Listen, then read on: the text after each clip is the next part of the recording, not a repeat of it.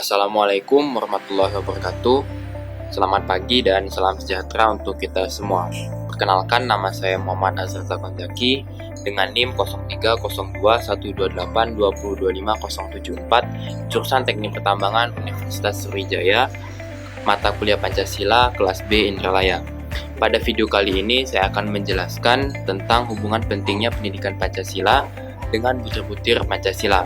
Tapi sebelum itu, saya akan menjelaskan terlebih dahulu definisi dari Pancasila, butir-butir Pancasila, dan mengapa kita penting untuk mendapatkan pendidikan Pancasila. Langsung saja ke pengertian yang pertama, yaitu pengertian dari Pancasila. Pancasila adalah pilar ideologis bangsa Indonesia. Nama Pancasila itu terdiri dari dua kata yang berasal dari bahasa Sanskerta. Yang pertama yaitu kata panca, itu berarti 5, dan kata sila yaitu prinsip atau asas. Pancasila merupakan rumusan dan pedoman kehidupan berbangsa dan bernegara bagi seluruh rakyat Indonesia.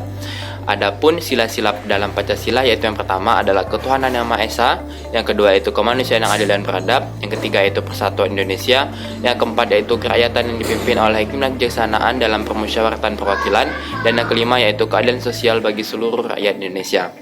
Pancasila tercantum di dalam alinea keempat pembukaan Undang-Undang Dasar 1945. Pancasila disahkan dan dinyatakan sah sebagai dasar negara Indonesia pada sidang PPK yang pertama pada tanggal 18 Agustus 1945. Lanjut ke pengertian yang kedua, yaitu pengertian dari butir-butir Pancasila. Butir-butir Pancasila atau butir-butir pengalaman Pancasila adalah uraian detail dari beberapa poin yang diturunkan dari substansi tiap-tiap sila dalam Pancasila sebagai upaya untuk melaksanakan nilai-nilai Pancasila dalam kehidupan bermasyarakat, berbangsa, dan bernegara. Nilai-nilai Pancasila perlu diamalkan karena Pancasila merupakan dasar negara, dinyatakan secara jelas dalam pembukaan Undang-Undang Dasar Negara Republik Indonesia tahun 1945. Lalu, mengapa kita penting untuk mendapatkan pendidikan Pancasila? Pendidikan Pancasila atau kewarganegaraan haruslah kita pelajari dan kita terapkan di dalam kehidupan sehari-hari, sehingga kita dapat mengetahui dan mengerti tentang hak dan kewajiban kita sebagai warga negara Indonesia. Bersama dengan pendidikan agama dan kewarganegaraan, pendidikan Pancasila berperan penting dalam pembentukan moral, adab, perilaku, dan kepribadian yang sehat serta berjiwa nasionalisme. Jadi, pendidikan Pancasila adalah suatu usaha sadar yang terencana dan terarah dengan melalui pendidikan formal untuk mentransformasikan nilai-nilai yang terkandung dalam Pancasila pada mahasiswa. Mahasiswa juga diharapkan dapat mencerna nilai-nilai Pancasila melalui akalnya dan menumbuhkan rasionalitas sesuai dengan kemampuan mereka sehingga mereka dapat mencapai perkembangan penalaran moral seoptimal mungkin yang dijiwai dengan nilai-nilai Pancasila. Baik, langsung saja ke butir-butir Pancasila. Untuk sila yang pertama itu sila ketuhanan yang Maha Esa, akan saya bacakan terlebih dahulu poin-poin atau butir-butir Pancasila pada sila yang pertama. Yang pertama yaitu bangsa Indonesia menyatakan kepercayaannya dan ketakwaannya kepada Tuhan Yang Maha Esa. Yang kedua itu manusia Indonesia percaya dan takwa terhadap Tuhan Yang Maha Esa sesuai dengan agama dan kepercayaannya masing-masing menurut dasar kemanusiaan yang adil dan beradab. Yang ketiga yaitu mengembangkan sikap hormat, menghormati, dan bekerja sama antara pemeluk agama dengan penganut kepercayaan yang berbeda-beda terhadap Tuhan Yang Maha Esa. Yang keempat yaitu membina kerukunan hidup di antara sama umat beragama dan kepercayaan terhadap Tuhan Yang Maha Esa. Yang kelima yaitu agama dan kepercayaan terhadap Tuhan Yang Maha Esa dalam masalah yang menyangkut hubungan pribadi manusia dengan Tuhan Yang Maha Esa. Yang keenam yaitu mengembangkan sikap saling menghormati, kebebasan menjalankan ibadah sesuai dengan agama dan kepercayaannya masing-masing. Dan yang ketujuh yaitu tidak memaksakan suatu agama dan kepercayaan terhadap Tuhan Yang Maha Esa kepada orang lain. Mengapa pendidikan Pancasila penting? Untuk didasari nilai-nilai ketuhanan Yang Maha Esa.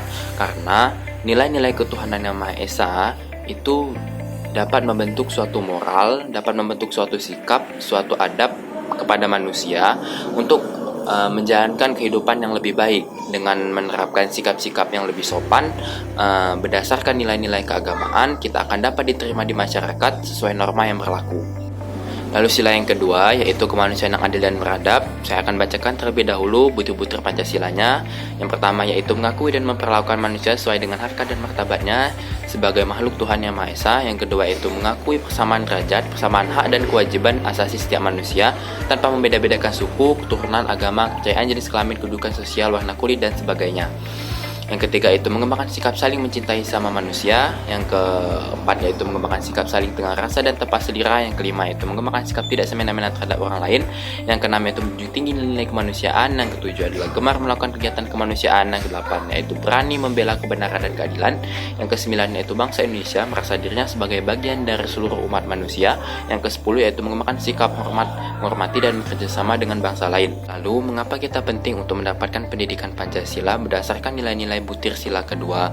Karena dengan mendapatkan pendidikan Pancasila sesuai dengan butir-butir sila kedua, kita akan dapat menumbuhkan rasa tenggang rasa dan tepat selera antar sesama manusia, sehingga kita akan timbul rasa saling mencintai sama manusia, bukannya menjadikan manusia tersebut sebagai budak yang tidak perlu diperhatikan hak-hak kemanusiaannya. Selain itu, kita juga dapat menghormati hak-hak manusia lain, kita dapat menghormati suku-suku bangsa lain, dan kita juga dapat menghormati orang-orang yang berbeda warna kulit. Karena di zaman seperti sekarang ini, itu sangat membedakan antara ras kulit putih dan ras kulit hitam, sehingga memberikan batas antara ras kulit putih dan ras kulit hitam. Mereka merasa bahwa mereka adalah musuh yang tidak akan bisa disatukan. Tetapi dengan pendidikan Pancasila berdasarkan butir-butirnya sila kedua, hal tersebut dapat kita atasi dengan mudah. Baiklah, sila yang ketiga yaitu Persatuan Indonesia akan saya bacakan terlebih dahulu butir-butir silanya. Yang pertama yaitu mampu menempatkan persatuan, kesatuan, serta kepentingan dan keselamatan bangsa dan negara sebagai kepentingan bersama di atas kepentingan pribadi dan golongan. Yang kedua itu sanggup dan rela berkorban untuk kepentingan negara dan bangsa apabila diperlukan. Yang ketiga itu mengembangkan rasa cinta kepada tanah air dan bangsa. Yang keempat itu mengembangkan rasa kebanggaan, kebangsaan dan ke tanah air Indonesia. Yang kelima yaitu memelihara ketertiban dunia yang berdasarkan kemerdekaan, perdamaian abadi dan keadilan sosial. Yang keenam yaitu mengembangkan persatuan Indonesia atas dasar Bhinneka Tunggal Ika. Yang ketujuh adalah memajukan pergaulan demi persatuan dan kesatuan bangsa. Lalu, mengapa kita penting untuk mendapatkan pendidikan Pancasila berdasarkan sila yang ketiga yaitu Persatuan Indonesia? Karena dengan mempelajari butir-butir pada sila ketiga, kita dapat mengembangkan rasa cinta tanah air kita dapat mengembangkan rasa nasionalisme kita dapat meningkatkan rasa patriotisme kita, sehingga kita dapat dan sanggup untuk rela berkorban untuk kepentingan negara dan bangsa apabila kita diperlukan. Selain itu juga kita dapat menempatkan persatuan dan kesatuan serta kepentingan dan keselamatan bangsa negara sebagai kepentingan bersama di atas kepentingan pribadi dan golongan. Lalu untuk apa sikap nasionalisme, patriotisme, dan mementingkan kepentingan bangsa di atas kepentingan pribadi atau golongan tersebut?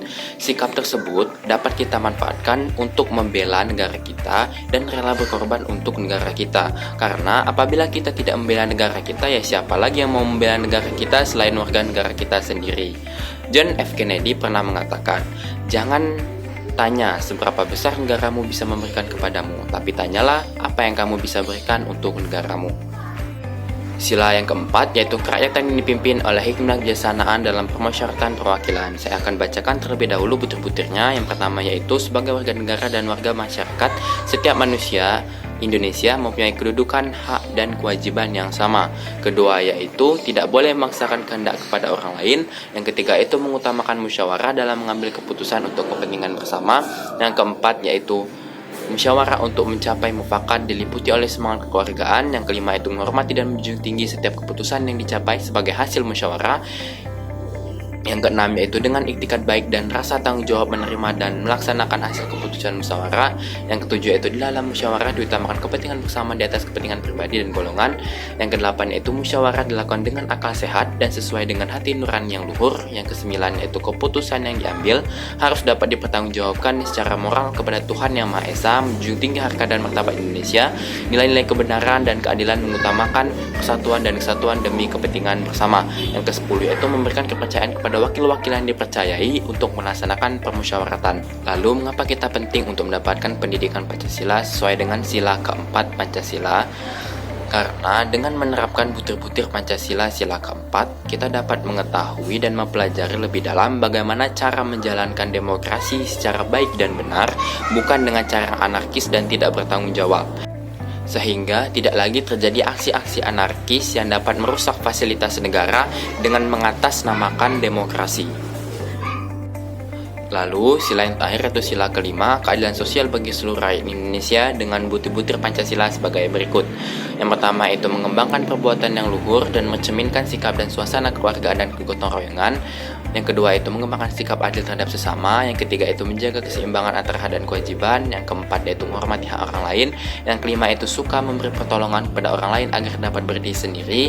Yang keenam yaitu tidak menggunakan hak milik untuk usaha-usaha yang bersifat pemerasan terhadap orang lain. Yang ketujuh yaitu tidak menggunakan hak milik untuk hal-hal yang bersifat pemborosan dan gaya hidup mewah. Yang kedelapan yaitu tidak menggunakan hak milik untuk bertentangan dengan atau merugikan kepentingan umum.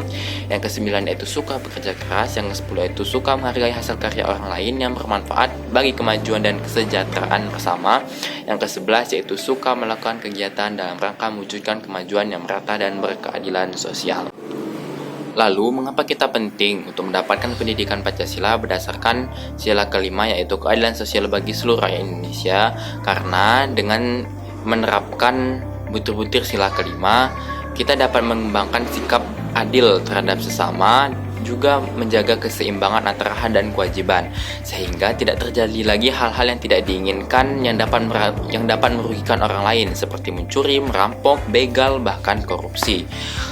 Hal-hal tersebut dapat merugikan orang lain, bukan hanya saja individu, tetapi orang banyak, bahkan sebuah bangsa. Demikianlah penjelasan saya yang singkat terhadap pentingnya pendidikan Pancasila dengan butir-butir Pancasila. Semoga kita semua di sini tidak hanya mempelajari hal tersebut secara teori saja, tetapi juga mempraktekkan nilai-nilai yang terkandung dalam Pancasila untuk menjadikan masyarakat yang lebih baik. Sekian dari saya. Apabila saya ada salah ucap, saya mohon maaf. Pada Allah saya mohon ampun. Saya akhiri, wabillahi taufik wal hidayah. Wassalamualaikum warahmatullahi wabarakatuh.